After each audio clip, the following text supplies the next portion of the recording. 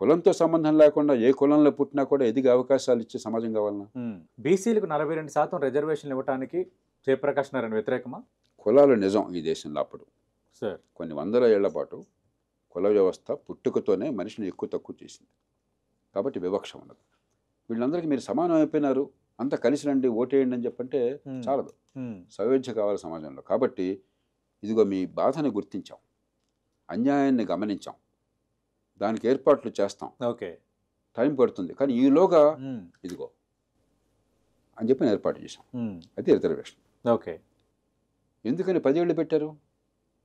అవును, అంబేద్కర్ 10 ఏళ్ళు ఎందుకు పెట్టారు?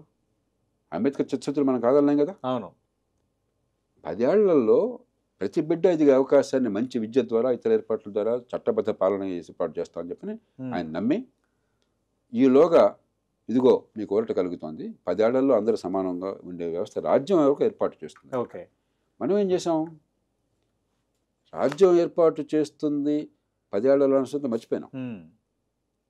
రిజర్వేషన్ శాశ్వతంగా కొనసాగించి అదే పరిష్కారంగా నటించి ఆ బతుకుల్ని మార్చకుండా, ఎందుకంటే విద్య రాకుండా, నైపుణ్యం రాకుండా, సంపాదించే శక్తి రాకుండా, ఆత్మగౌరవం పెరగకుండా మీరు ఏం చేసినా కూడా డ్రామానే, రైట్, ఫలితం ఉండదు.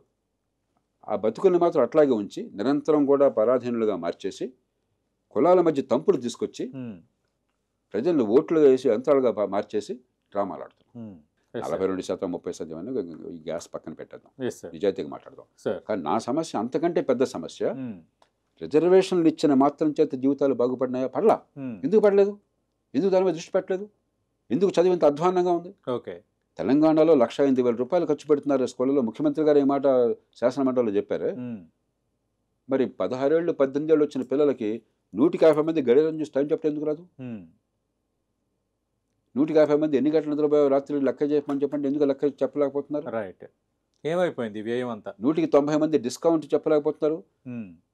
2025లో ఈ చిన్న విషయం కూడా తెలియ ఆ ప్రతిభ ఉన్నది. దేవుడు తెలివితేటలు ఇచ్చాడు. ఆ ప్రతిభ వికసించకుండా ఆ పిల్లల భవిష్యత్తు బాగుపడుతుందా? మీ రిజర్వేషన్ వల్ల జీవితాలు బాగుపడుతున్నాయా? ఎవరిని మోసం చేస్తున్నారు మీరు? కాబట్టి నేను నా పోరాటం ఈ దేశంలో పుట్టిన ప్రతి బిడ్డకి పుట్టుకొత్త నిమిత్తం లేకుండా, ఏ తల్లి గర్భాన పుట్టిన నిమిత్తం లేకుండా ఎదిగే అవకాశాలు కావాలి. అవకాశాలు ఇవ్వని సమాజం ఈ మాటలు మాట్లాడడం ఆత్మవంచన, పరులను దగా చేయడం.